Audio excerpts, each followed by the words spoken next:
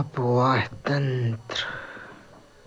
अपवाह शब्द का तात्पर्य सुस्थापित नाली व वाहिकाओं के माध्यम से जल की निकासी या आवाजाही से है। यहाँ इन वाहिकाओं की सामूहिक प्रणाली को अपवाह तंत्र कहा जाता है। किसी दिए गए क्षेत्र में जल निकासी का विशिष्ट प्रतिरूपण विभिन्न कारकों का परिणाम होता है, जिसमें क्षेत्र का भूवैज्ञानिक इतिहास, चट्टानों का प्रकार, संरचना, स्थलाकृतिक विशेषताएं, भूमि ढाल, बहने वाले जल की मात्रा, समय के साथ प्रवाह की नियमितता शामिल है। क्या आप जानते हैं भारत विश्व की सबसे बड़ी अपवाह द्रोणी अमेजन नदी है। नदी बेसिन और जल विभाजक के मध्यांतर एक नदी एक विशिष्ट क्षेत्र से अपना जल बहा कर लाती है, जिससे इसके जल ग्रहण क्षेत्र के रूप में जाना जाता है। एक नदी और उसकी सहायक नदियों से घिरा क्षेत्र जो सामूहिक रूप में मुख्य नदी के जल प्रवाह में योगदान देता है को अपवाह द्रोणी या बेसिन कहा जाता है। यह सीमांकन रेखा जो एक जल की निकासी बेसिन को दूसरे से अलग करती है, उसे जल संभर कहा जाता है। सामान्यतः बड़ी नदियों के जल ग्रहण क्षेत्रों को आमतौर पर नदी द्रोणी कहा जाता है, जबकि छोटे नालों और वाहिकाओं को जल संभर कहा जाता है। कोई भी ऊंचा क्षेत्र जैसे कि पहाड़ी या ऊपरी भूमि जो जल निकासी बेसिन को अलग करता है, ऐसी ऊपरी भूमि को जल विभाजक के रूप में जाना जाता है। नदी बेसिन आमतौर पर जल संभर जो अपेक्षाकृत छोटे होते हैं की तुलना में बड़े भौगोलिक क्षेत्रों में फैले होते हैं। नदी बेसिन और जल संभर दोनों एकता के परिचायक हैं। जब नदी बेसिन या जल संभर के एक हिस्से में परिवर्तन होता है तो उसका सीधा प्रभाव अन्य किसी और पूरी इकाई पर पड़ता है। यह अंतर संबंध इसे सूक्ष्म, मध्यम व बृहद स्तरीय योजना और प्रबंधन के लिए आदर्श इकाइयां बनाता है।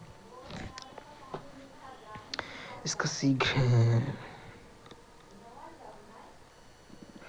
क्योंकि एक क्षेत्र में किए गए कार्यों के पूरे बेसिन या जल संभर क्षेत्र में दूरगामी परिणाम हो सकते हैं।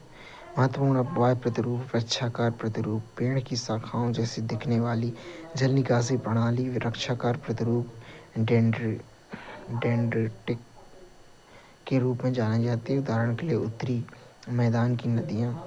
अरीय प्रतिरूप, जब नदियाँ किसी पहाड़ी से निकलती हैं, सभी दिशाओं में बहती हैं, तो ऐसी जल निकासी प्रणाली को अरीय कहा जाता है। रेडिकल अरीय, अमरकंटक श्रेणी से निकलने वाली नदियाँ इसका अच्छा उदाहरण प्रस्तुत करती हैं। अरीय प्रतिरूप का जालीनुमा प्रतिरूप, जब नदियों की प्राथमिक सहायक नदियाँ एक दूसरे के समानांतर बहती हैं और द्वितीयक सहायक नदियाँ समकोण पर उससे जुड़ती हैं, तो इस प्रणाली को जालीनुमा ट्रेलिस अपवाह प्रतिरूप के रूप में जाना जाता है। अभिकेंद्री प्रतिरूप, जब नदियाँ किसी झील या गर्त में सभी दिशाओं में अपना जल प्रवाहित करती हैं, तो ऐसी प्रणाली को अभिकेंद्री सेंट्रीपिटल के रूप में जाना जाता है। भारतीय अपवाह प्रणाली वो जल प्रवाह, जल ग्रहण क्षेत्र तथा जल विभाजक के आकार और उत्पत्ति के आधार पर हिमालयी या प्रायद्वीपीय अपवाह क्षेत्र विभाजित किया जा सकता है। जल के प्रवाह के आधार पर समुद्र की ओर उन्मुखीकरण। भारतीय जल अपवाह तंत्र दो भागों में विभाजित किया जाता है: अरब सागर जल अपवाह तंत्र और बंगाल की खाड़ी जल अपवाह तंत्र। दोनों प्रणालियाँ दिल्ली, कटक, अरावली और सह्याद्री के माध्यम से विभाजित हो जाती हैं। अरब सागर जल प्रणाली लगभग 23% भाग, इसमें सिंधु, नर्मदा, तापी, माही, पेरियार नदी शामिल हैं, जो अरब सागर में अपना जल विसर्जित करते हैं। बंगाल की खाड़ी जल प्रणाली, इसमें इस क्षेत्र का 77% भाग, जिसमें गंगा, ब्रह्मपुत्र, महानदी, कृष्णा आदि नदी तंत्र हैं, बंगाल की खाड़ी की ओर उन्मुख है। क्या आप जानते हैं कई नदियों का स्रोत हिमालय है, परंतु ये अपना जल या तो बंगाल की खाड़ी में विसर्जित करता है या अरब सागर में प्रायद्वीप पठार पर बहने वाली बड़ी नदियों का उद्गम पश्चिमी घाट है। ये अपना जल बंगाल की खाड़ी में विसर्जित करती हैं।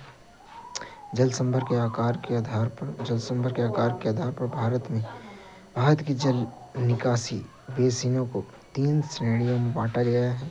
प्रमुख नदी बेसिन, ये 20,000 वर्ग किलोमीटर से अधिक जलग्रहण क्षेत्र वाली नदी बेसिन हैं।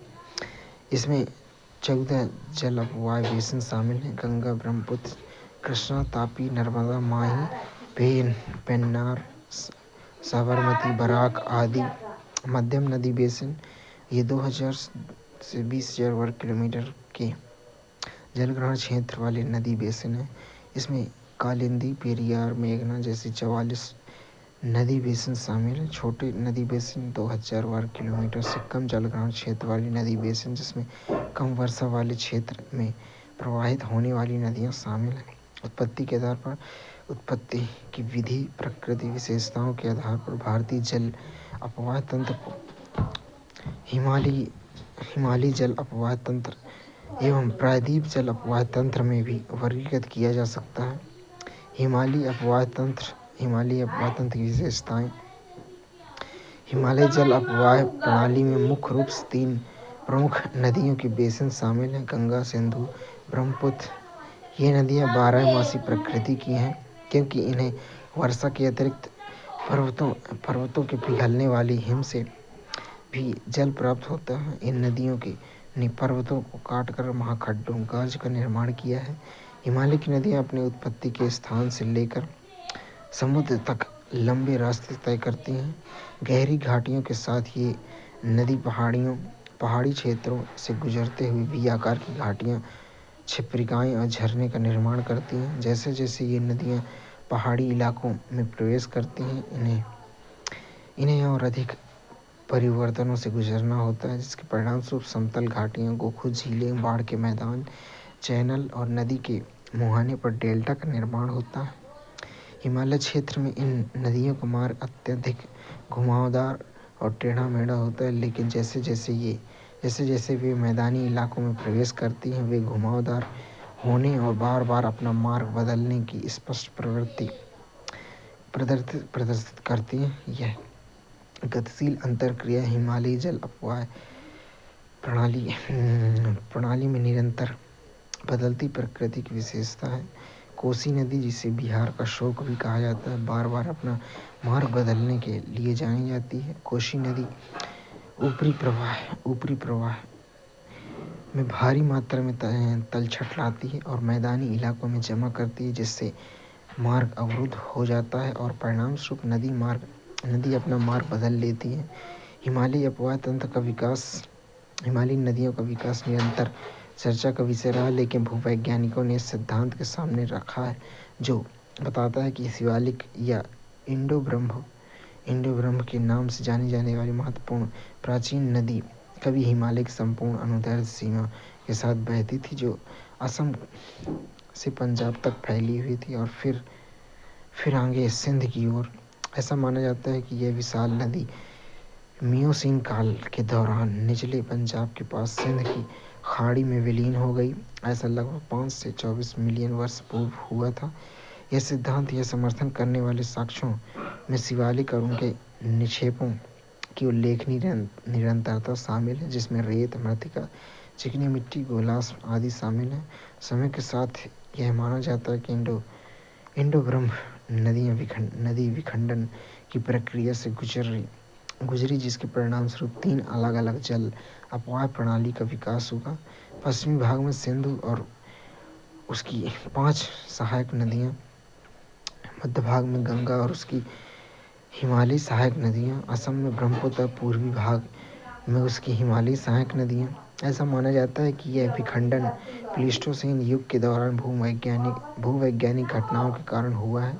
इसके अलावा पश्चिमी हिमालय में पोतवार पठार, दिल्ली कटक के उत्थान ने सिंधु और गंगा अपवाह तंत्र को विभाजित करते हुए जल विभाजक के रूप में कार्य किया।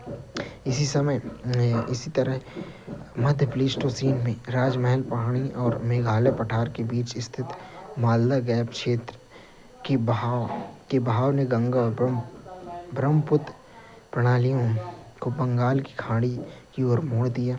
सिंधु नदी अपवाह तंत्र। सिंधु नदी बेसिन विश्व में सबसे बड़ी नदी बेसिनों में से एक है, जिसका क्षेत्रफल 11,65,000 वर्ग किलोमीटर है, जिसमें से 3,21,289 वर्ग किलोमीटर भारत की सीमा के अंतर्गत आता है। इस नदी की कुल लंबाई 2,880 किलोमीटर है, जिसमें से 1,114 किलोमीटर भारत में है। इसे सिंधु के नाम से भी जाना जाता है। यह भारत में हिमालय की सबसे पश्चिमी सहायक नदियों का प्रतिनिधित्व करती है।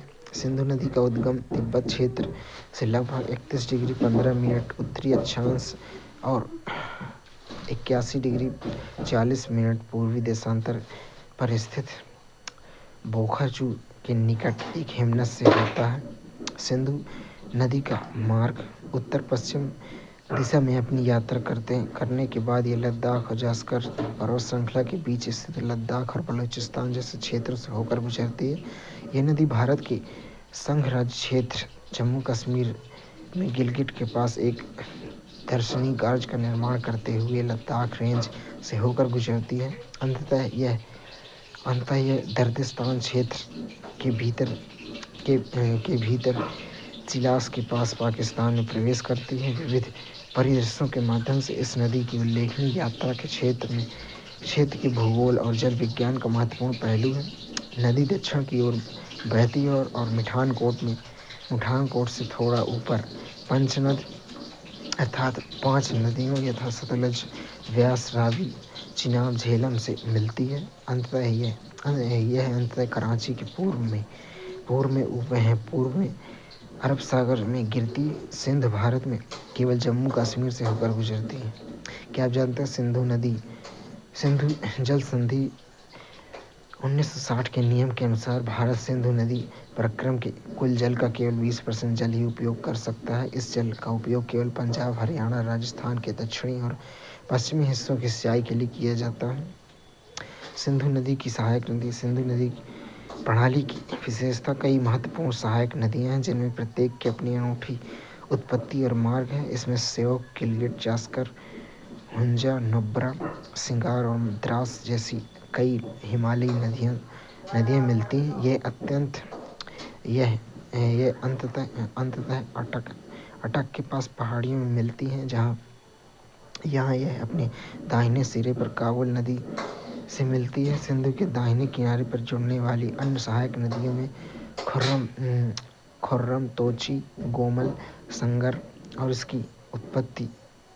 इन सब की उत्पत्ति सुलेमान पर्वतमाला से होती है। सिंधु नदी प्रणाली में बाएं तट से मिलने वाली सहायक नदियों में झेलम, चिनाब, रावी, व्यास, सतलज, दाहिने से खुर्रम, तोची, गोमल, संगर।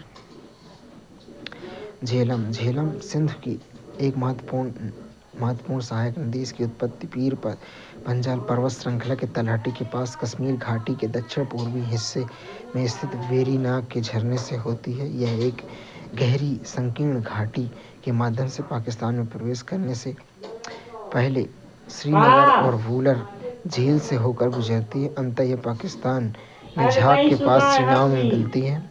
चिनाब, इसका निर्माण हिमाचल प्रदेश के केलांग के निकट स्थित तांदी के पास 2 धाराओं चंद्रा और भागा के संगम से हुआ है। इसे चंद्रभागा भी कहा जाता है। यह नदी पाकिस्तान में प्रवेश करने से पहले लगभग 1180 किलोमीटर तक बहती है। रावी नदी का उद्गम रोहतांग दर्रे के पश्चिम में हिमाचल प्रदेश के कुल्लू पहाड़ी से होता है। यह पाकिस्तान में जाने से पहले चंबा घाटी से होकर बहती है। जहाँ यह सरायू सिंधी के पास चिनाब में मिल जाती है। अपने प्रवाह के दौरान रावी पीर पंजाल और धौलाधार पर्वतमाला के दक्षिण पूर्वी भाग के बीच के क्षेत्र में प्रवाहित होती है। क्या आप जानते हैं सुंदरबन डेल्टा के नाम वहीं पाए जाने वाले सुंदरी वन वृक्ष से लिया गया है जो दलदली भूमि में उगता है। यह दुनिया का सबसे बड़ा और सबसे तेजी से बढ़ने वाला डेल्टा है। यहाँ रॉयल बंगाल टाइगर पाए जाते हैं। व्यास नदी समुद्र तल से 4000 मीटर की ऊंचाई पर रोहतांग दर्रे के पास व्यास कुंड से निकलने वाली एक महत्वपूर्ण सहायक नदी है सिंधु की। यह कुल्लू घाटी से होकर बहती है और धौलाधर श्रेणी के भीतर काटी और लारगी में घाटियों का निर्माण करती है। पंजाब के दलदली इलाकों में प्रवेश करने पर यह हरिके के पास सतलुज नदी में मिल जाती है। सतलुज नदी का उद्गम स्थल तिब्बत के मानसरोवर के पास 4555 मीटर की ऊंचाई पर राक्षसताल है। तिब्बत में इसे लांगचेन खामबाब के नाम से जाना जाता है। भारत में प्रवेश करने से पहले यह नदी लगभग 400 किलोमीटर तक सिंधु के समानांतर बहती है। यह रूपार में एक घाटी से निकलती है, हिमालय पर्वतमाला में सिपकिला से होकर गुजरती है और बाद में पंजाब के मैदान में प्रवेश करती है। गंगा नदी तंत्र गंगा अपने विशाल नदी बेसिन और सांस्कृतिक महत्व दोनों की दृष्टि से भारत की एक बहुत ही महत्वपूर्ण नदी है। गंगा नदी की लंबाई 2525 किलोमीटर जो उत्तराखंड में 110 किलोमीटर, यूपी में 1450 किलोमीटर, बिहार में 445 किलोमीटर, पश्चिम बंगाल में 520 किलोमीटर में प्रवाहित होती है। अकेले भारत में गंगा बेसिन लगभग 8.6 लाख वर्ग किलोमीटर क्षेत्र में फैला हुआ है। गंगा नदी का उद्गम यह उत्तराखंड के उत्तरकाशी जिले में 3900 मीटर की ऊंचाई पर स्थित गोमुख के पास गंगोत्री ग्लेशियर से निकलती है। इस स्थान पर इसे भागीरथी कहा जाता है। जैसे जैसे आगे बढ़ती जाती है यह मध्य और लघु हिमालय से होती हुई सकरी घाटियों से होकर अपना मार्ग बनाती है। इसके मार्ग में एक महत्वपूर्ण क्षण देवप्रयाग आता है जहाँ भागीरथी अलकनंदा से मिलती है।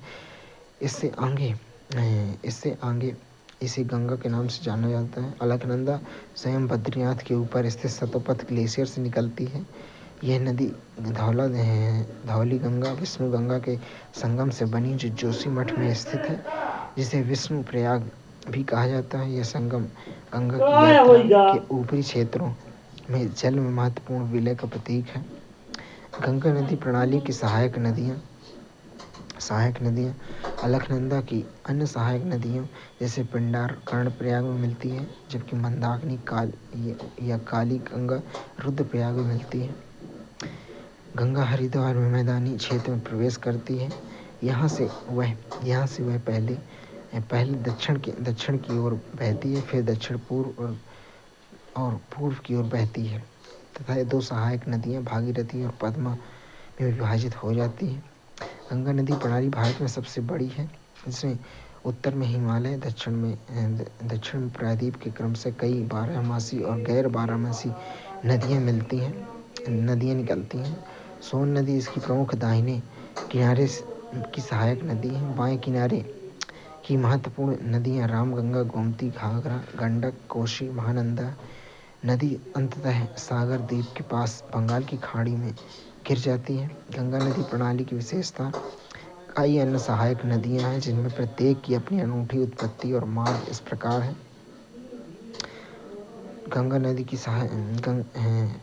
गंगा की बाएं तट से सहायक नदियों में गंडक में दो धाराएं शामिल हैं, अर्थात काली गंडक और त्रिशूल गंगा।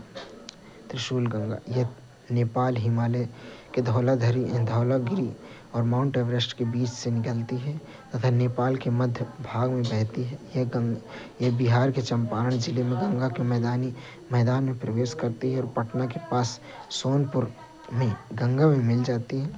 घाघरा नदी मापचा चुंगो की ग्लेशियर से निकलती है। जैसे ही यह बहती है यह टीला, सेती और बेरी नदियों सहित अपनी सहायक नदियों से जल एकत्र करती है। पहाड़ों से निकलकर यह शीत जल में एक गहरी खाई बनाती है। छपरा में गंगा से मिलने से पहले घाघरा मैदानी इलाकों में शारदा नदी से मिलती है, जिसे काली या काली गंगा भी कहा जाता है। नमामि गंगे कार्यक्रम एक एकीकृत संरक्षण मिशन है, जिसे राष्ट्रीय नदी गंगा के प्रदूषण को प्रभावी ढंग से कम करने, संरक्षण और पुनर्जीवन के दोहरे उद्देश्यों के साथ जून 2014 में केंद्र सरकार द्वारा प्रमुख कार्यक्रम के रूप में अनुमोदित किया गया था। नमामि गंगे कार्यक्रम मुख्य स्तंभ अपशिष्ट उपचार अवसंरचना, नदी तट विकास, नदी सतह की सफाई, जैव विविधता संरक्षण, वनीकरण, सार्वजनिक जागरूकता, औद्योगिक अपशिष्ट निगरानी और गंगा ग्राम का विकास। कोसी नदी एक पूर्ववर्ती नदी है, जिसका स्रोत तिब्बत के माउंट एवरेस्ट के उत्तर में स्थित है। इसका प्राथमिक धारा अरुण इसी क्षेत्र से निकलती है। नेपाल के भीतर मध्य हिमालय को पार करने के बाद यह पश्चिम की ओर बहने वाली सोन कोसी और पूर्व की ओर बहने वाली तमूर कोसी से जुड़ जाती है, जिससे सप्तकोसी बनती है। रामगंगा नदी आकार में अपेक्षाकृत छोटी, जो गैरसैंड के पास गढ़वाल की पहाड़ियों में अपनी यात्रा शुरू करती है। शिवालिक क्षेत्र को पार करने के बाद यह दक्षिण पश्चिम में अपना मार्ग बदल लेती है। नजीबाबाद के पास उत्तर प्रदेश में मैदानी इलाके में प्रवेश करती है। अंततः ये कन्नौज के पास गंगा में मिल जाती है। शारदा या सरयू नदी नेपाल हिमालय में मिलम ग्लेशियर से निकलती है, जिसे शुरू में गोरी गंगा के नाम से जाना जाता था। भारत नेपाल सीमा पर एक काली या चौक नाम लेती है। अंततः घाघरा नदी में मिल जाती है। महानंदा नदी गंगा की एक महत्वपूर्ण सहायक नदी है, जो दार्जिलिंग पहाड़ियों से निकलती है। यह गंगा की अंतिम बाएं किनारे की सहायक नदी है, जो पश्चिम बंगाल में इससे मिलती है। गंगा नदी के बाएं तट से मिलने वाली गोमती, घाघरा, कोसी, रामगंगा, महानदी, दाएं तट से गंगा में मिलने वाली सोन, यमुना, दामोदर। गंगा की दाएं तट की सहायक नदी यमुना गंगा की सबसे पश्चिमी और सबसे लंबी सहायक नदी है। यह 6316 मीटर की ऊंचाई पर स्थित बंदरपुछ रेंज के पश्चिमी ढलान पर यमुनोत्री ग्लेशियर से निकलती है। यह वर्तमान प्रयागराज जिले में गंगा से मिल जाती है। यमुना अपने दाहिने किनारे पर कई नदियों से मिलती है, जिसमें चंबल, सिंध, बेतवा, केन शामिल हैं, जो सभी प्रायद्वीप पठार से निकलती हैं। अपने बाएं किनारे पर यमुना हिंडन, रिहंद, सेंगर, वरुणा नदी से मिलती है। चंबल नदी जो कि यमुना की प्रमुख योगदानकर्ता में से एक है, मध्य प्रदेश के मालवा पठार में महू के पास से निकलती है। यह उत्तर दिशा में बहती है। राजस्थान के कोटा से आगे यह एक घाटी में गुजरती है, जहां गांधी सागर बांध का निर्माण किया गया है। अपने मार्ग को जारी रखते हुए ये अंततः यमुना में शामिल होने से पहले बूंदी, सवाई माधोपुर, धौलाधर जैसे क्षेत्रों से होकर गुजरती है। चंबल अपनी अनूठी उत्खात भूमि के लिए प्रसिद्ध है, जिसमें चंबल बीहड़ों के नाम से जाना जाता है। सोन नदी दूसरी ओर सोन नदी गंगा के दक्षिणी तट पर स्थित एक प्रमुख सहायक नदी है। इसका स्रोत अमरकंटक पठार में स्थित यह पठार के किनारे पर झरने की एक श्रृंखला बनाता है। सोन नदी पश्चिम की ओर बहती है, पटना के पश्चिम में स्थित आरा में गुजरते हुए अंत में गंगा में विलीन हो जाती है। दामोदर नदी छोटानागपुर पठार के पूर्वी किनारे पर स्थित है, जो एक भ्रंश घाटी से होकर गुजरती है और अंततः हुगली नदी में विलीन हो जाती है। इसकी प्राथमिक सहायक नदी बराकर नदी है।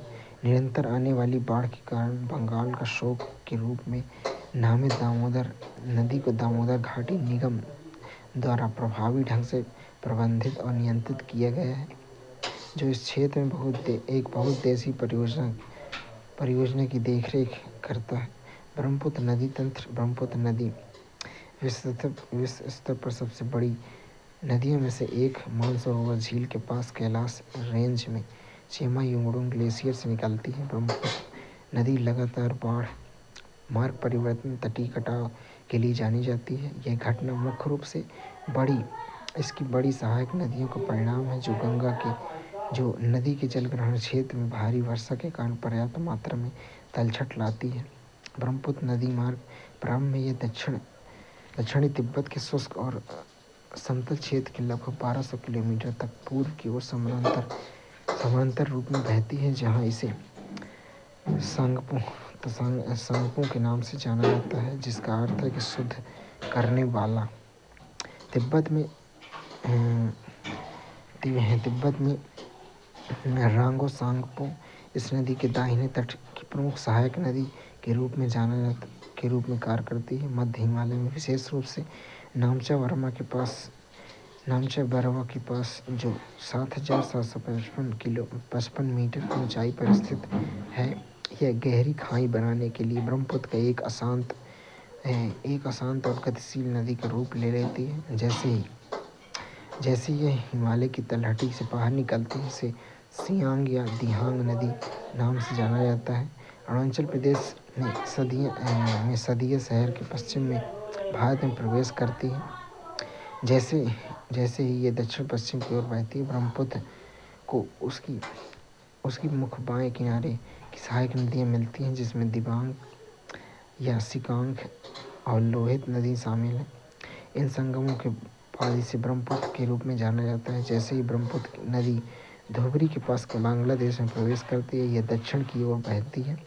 बांग्लादेश में यह अपने दाहिने किनारे पर तीस्ता नदी से जुड़ती है, जिसके बाद इसे जमुना कहा जाता है। अंततः यह पद्मा नदी में विलीन हो जाती है, जो अंतर बंगाल की खाड़ी में गिरती है। ब्रह्मपुत्र की अन्य सहायक नदियों ब्रह्मपुत्र में असम घाटी से होकर इसकी यात्रा के दौरान कई सहायक नदियाँ मिलती हैं। इसमें प्रमुख बाएं किनारे से सहायक नदियाँ बूढ़ी दिहांग, धनसिरी दक्षिण से, और जबकि महत्वपूर्ण दाएं किनारे से सहायक नदियों में सुबनसिरी, कामेंग, मानस, संकोश नदी शामिल है। तिब्बत से निकलने वाली सुबनसिरी नदी को एक पूर्ववर्ती नदी के रूप में जाना जाता है।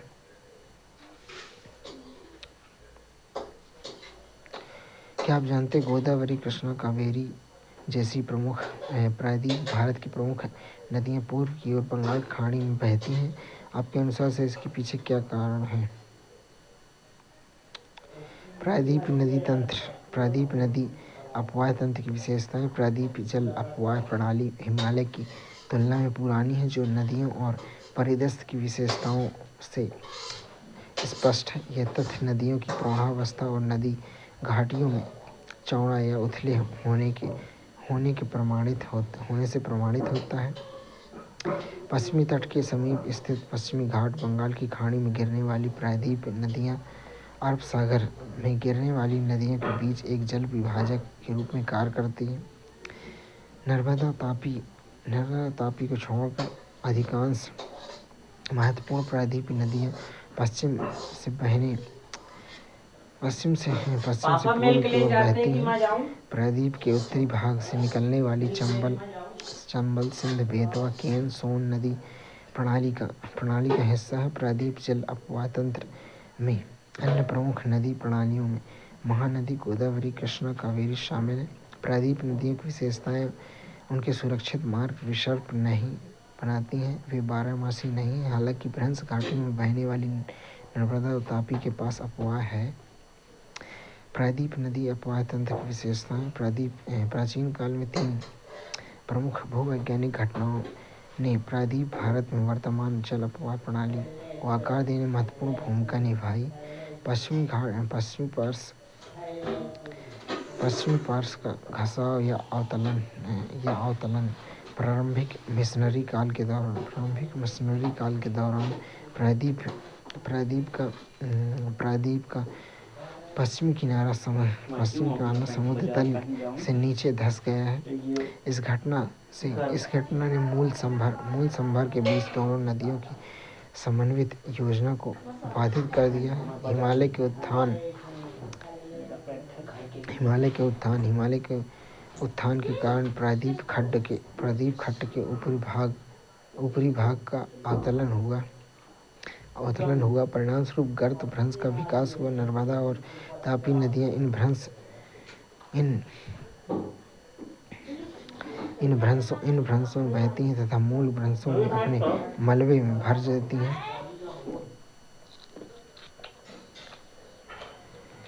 परिणाम स्वरूप इन नदियों में जलोढ़ और डेल्टाई निक्षेपों का अभाव है। प्रायद्वीप खंड का झुकाव इसी अवधि के दौरान प्रायद्वीप खंड के उत्तर पश्चिम से दक्षिण पूर्व की ओर बहने वाली झुकाव हुआ है।